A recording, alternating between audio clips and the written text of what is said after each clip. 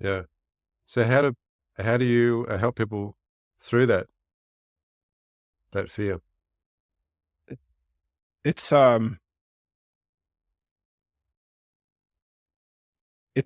not it's helping them, but it's giving them reassurance most importantly. Like it's mainly just me saying this is what you will feel. This is what it will feel like. It's going to feel like you're dying, but you'll pass this stage and then you'll feel this and then you could leave and stuff like that. And it's almost like when they go through that experience of and they're like, "Oh wow, what Darius has said is actually that's what I feel right now." Mm. It's like and it's that reassurance. It's like, "Okay, yeah, everything's going to be all right."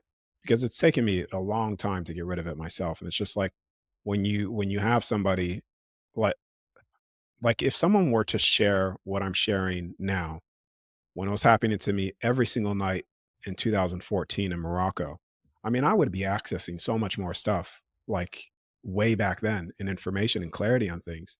But I didn't have anybody explaining to me what sleep paralysis was, how that's the gateway to access the other side, getting rid of the fear, giving me that just reassurance, really, you know, that it's going to be just fine.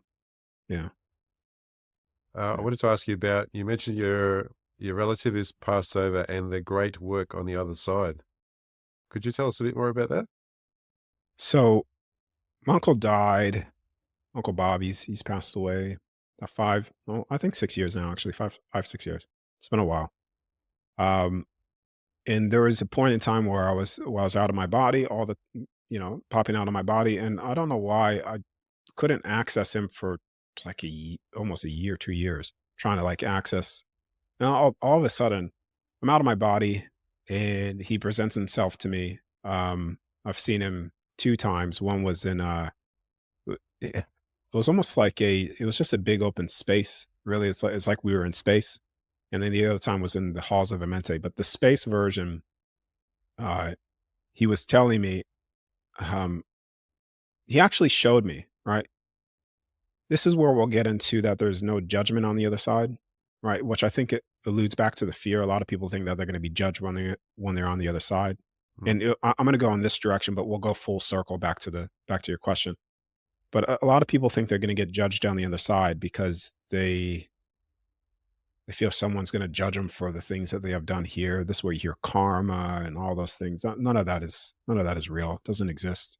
You cannot have unconditional love with a judgment. And if you really ask yourself that question, how could you have unconditional love with a judgment? You'll find that you cannot, because it's one of the unbreakable laws of the universe that never change, regardless of opinions and perceptions. And when you leave, you are the only one that is the judger of yourself. They say the unforgivable sin is the one that you can't forgive yourself for. And that's what it's like on the other side. And so, going full circle back to your question, my uncle was showing me certain things that I've withheld here, like love. And it was just small, minor things. But it's like when you're there, you have so much access to all things. It's almost like when he was showing me certain things, he wasn't showing me in like a judgment sense. He was just like, "There's look what you're doing here," and it's like that realization of my withholding of love, withholding of just my pure, authentic self, like my energy, just withholding that, brought me to my knees there in pain.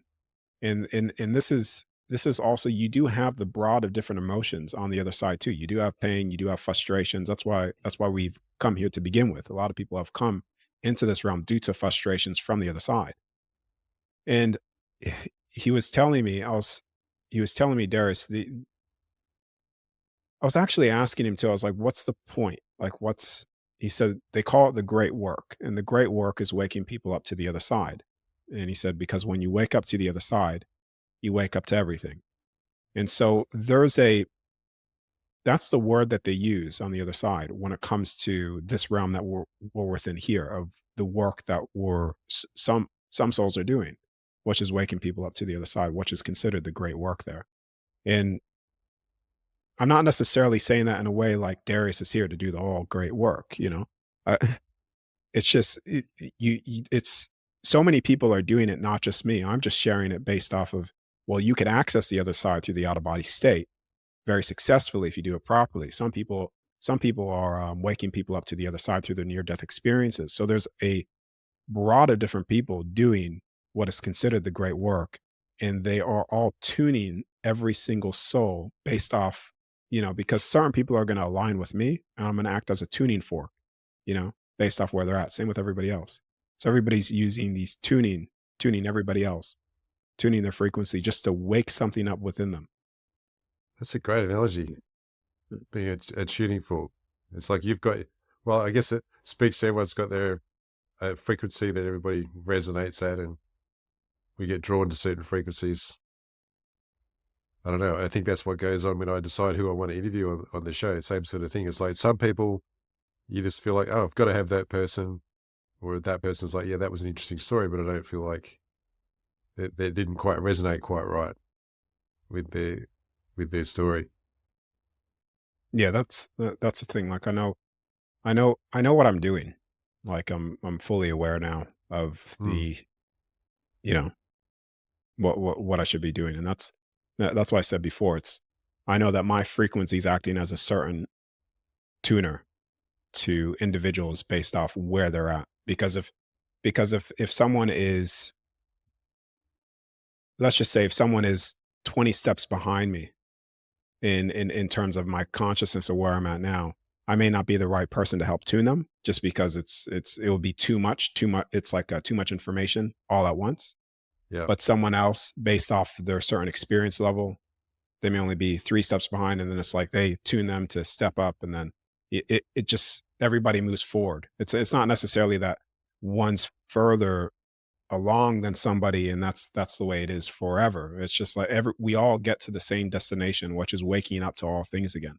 See everything becoming known to all souls again. Because we all have access to all information. All the records is within each individual soul. And what people tend to do is they tend to look outside of themselves when literally all of the information, even when you're out of your body, is always within you. That's the records of the beginning of everything. It's all within each soul. And we all go there because that's one of the inevitable event markers within this realm that takes place.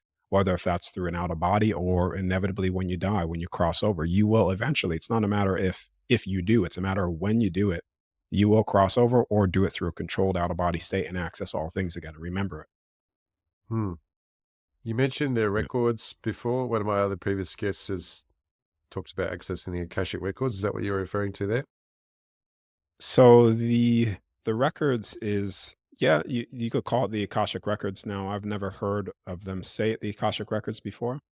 I've just heard the terminal. I've been shown the Halls of Amenti, the Hmm. cathedrals, and also the Universal Records, right? Is what I've heard them say when I was out of my body on the other side. You do have your soul record, which is all of your soul's experiences. That's what people are referring to, the Akashic Records.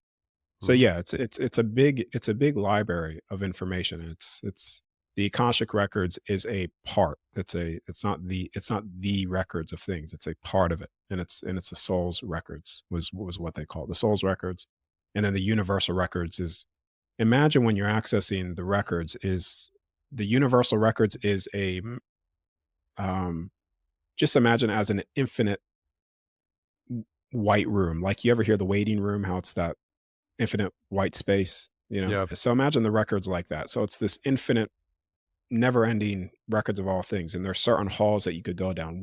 The hall on the left will lead you to your soul records. The hall on the right will lead you to the halls of Amenti, et cetera, et cetera, et cetera. And there's records based on each experience, each realm, each construct within all of creation. They all have their records because everything's recorded. It's almost like yeah, every little detail of everybody's life is recorded here, and is access. It could be accessed in the records of all things. So does does that Yeah, this yeah, is very similar to the way that one of my other, well, he hasn't been on the show, but he's scheduled to book in, Tom Campbell, who wrote My Big Theory of Everything, My Big Toe, which is toe is theory of everything. yeah, And I think his description is very similar to yours in that because he's an astrophysicist, then thinks of things in terms of computing. So every thought, everything that's occurred is stored in the computer's memory and is accessible he calls it the I think it's the great big computer. He's got a crazy. It's a kind of a funny name for it, but it's really, think of a like a massive storage device that has no limit to how much it can store, and there's no limit to the detail.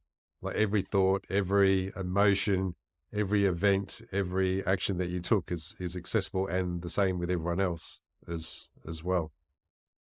It's all available and all stored there. Yeah, that's just different.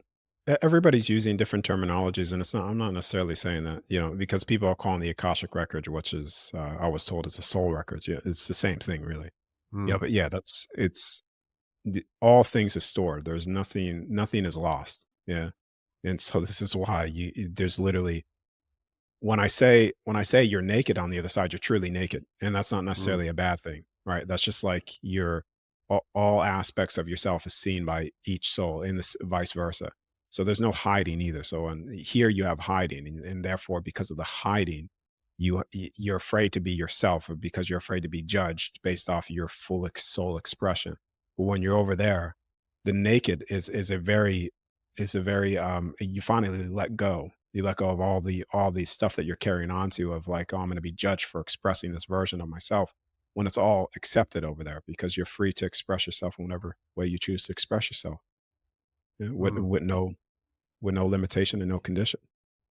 So, and that's seen in the uniqueness of each soul is honored. Yeah, that's where the unconditional love comes into play. It's more of honoring the soul. Yeah, because it's you honor that soul's unique expression of all things, because there's no other soul like that in all creation.